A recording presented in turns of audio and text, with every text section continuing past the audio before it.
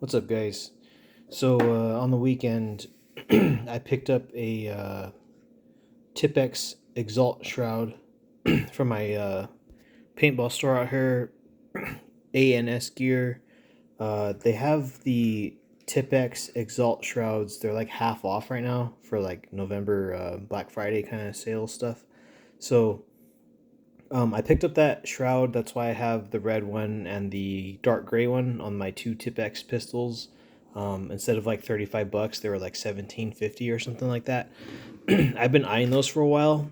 I feel like $35 just for like a cosmetic change that has no effect on the performance of the pistol was kind of steep. So I pretty much like look out for like random sales and stuff. I don't always buy stuff on sale, but I do when I can, and like I'm not like in a huge hurry to like make those look different because they're gonna perform the same. So the TCR valve that I got for the Tipex, I've never seen it go on sale. I don't think it's ever gonna go on sale. So I just bought it. That was like $70. But what I did on the weekend was I switched out the hammer O-ring on the A5 and I picked up a it's called a tack cap. It's from the Warrior brand. It's from ANS Gear. It basically it adds like a riser to the hopper on the A5, so it looks like a giraffe kind of thing. Like this thing was added on. Normally this hopper would be like right here, and it kind of interfered with my line of sight on this sight. So like it still kind of blocks it, but it's not as obstructive as it used to be. And I shot it on the weekend just to try it out with this long neck thing and with the new valve or the new O-ring on the hammer, and it's holding up fine. I just wanted to show you guys which size O-ring I used. So the hopper thing, it comes off. The whole thing comes off. So this is how it used to be, and then the hopper would just attach like right here, like really low. And this piece was like $5, and it's basically like three little like things that stack up on top of each other. So I can use this as a hopper because it came with like a cap on top of it. So if I have it this way on the A5, this holds about 50 rounds of paint or 50 rounds of solid like nylon balls or 50 rounds of aluminum balls or 50 rounds of whatever 68 caliber you want to use. So this is like a little canister, like a soup can kind of thing. And they had one that was, so this was $5 and you can adjust it sort of. They had one that was like $4, so like $1 cheaper, but it was only one segment. So with that one segment, you could add the cap on top, and you'd have like a 20 round little hopper thing. But I want to leave this. I want to leave this hopper fed.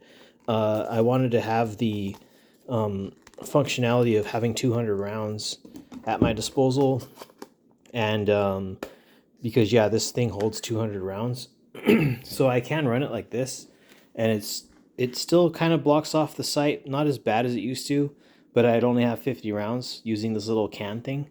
So what I'm gonna do is attach two of the little can sections and then attach the hopper to that. So having two sections of this can will add about I think like 30 rounds of paint or nylon balls or whatever I want to add onto this. So yeah, it was a cool little piece. I'm gonna mess around with it later because I had to add a little bit of electrical tape to it to make up some space because it was kind of like a little bit rickety, like it would kind of come off and like it was a little bit loose. But once I added that electrical tape, just as like a small like shim, I guess, to make some pressure, it wasn't moving around as much, but It's a little bit stuck right now. I have to pull this off to be able to fit my hopper back on top. So yeah, that's what I got. So I can see down my red dot sight a little bit easier. And the hammer O-ring, this was the original one. I just put it with the section of O-rings where I replaced it from. So this is a Harbor Freight standard size O-ring kit thing. And I have a metric one and I have the standard size. But the one that I switched out on my A5 hammer, and this is the stock A5 hammer, it's 5/8 inside diameter, 13/16 outside diameter. I'm pretty sure, see, 10/16. Oh no, so 5/8 inside, 13/16 outside, and 3/32 of a cross section. So the thickness of this is 3/32. So it's this A114 O-ring from this kit. And it worked fine. I was shooting this in the backyard with just running paintballs at lower speeds. Like, I think with this barrel, the paint was shooting like anywhere from 240 to 260 feet per second, which is well within like the paintball usage rate. Because if you have it tuned up super hard and you're shooting paintball, which is hollow with like a soft shell that like blows up on impact, you'll crack paint. And I think I cracked like 1 or 2 paints in here because I'm just using cheap like entry level paint. There's different grades of paint that you can shoot out of this thing, or any paintball stuff. But since I was just using paint, I just wanted to basically break in this O-ring to make sure it functioned correctly and get some wear and tear a little bit on the edge of the O-ring, because it was a tiny bit snug to fit into the power tube, which is located inside right here, but it did fit. I tried a metric O-ring and it was way too thick, because yeah, the Harbor Freight stuff, some of it will fit pretty good on whatever you're using, some of it doesn't fit that good on whatever you're using.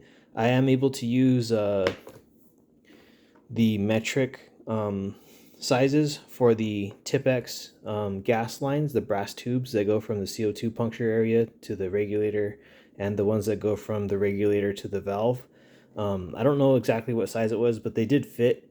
So usually those O-rings on that Tippmann brass tube are like $2 each or something. So if you get one of these, this was like $5 for 200 and something O-rings, and they're all different sizes and stuff. But like for the smallest O-ring, it was probably like the 10 or 20 piece for the Tippmann gas line O-rings, and they worked fine. They still work fine. But yeah, I just wanted to show you guys that I switched out the hammer O-ring. It works fine. I use this size, the A114 O-ring from this standard size, like inches SAE O-ring kit. And it's holding up so far. I think I shot like 400 rounds of paint just in the backyard, shooting the poles and trees and random stuff. And I was using the red dot sight, and it was pretty good. Paint kind of, since I'm using the crappy paint, it kind of like sometimes it'll veer down or right or left or up or something like that. Like, it's not the greatest as far as accuracy. So when you're using like hard nylon balls or aluminum balls or whatever, there's less variation in the outside of the rounds. So if I was using hard nylon balls or whatever, they would probably fly a bit straighter. But I don't want to go find all those ammos that I'm shooting out the barrel, so I didn't film it, because I don't know, sometimes when I film stuff using paintballs, it doesn't have that many views. I don't really care about that, but like, I don't want to like waste your guys' time with just random other stuff that I do with these markers. Because yeah, it's cool having paintball markers that I could easily just switch out springs and then I can use them for paintball, and then if I put in the other springs, I can use them for less lethal. So like, they kind of have a double use for me. like as far as like the Tippmann stuff or the burner TCR or like the Tippexes and stuff. Since I can sort of change the speeds of how fast they're shooting, they have like a double use for me. But yeah, just letting you guys know, I switched out the hammer O-ring.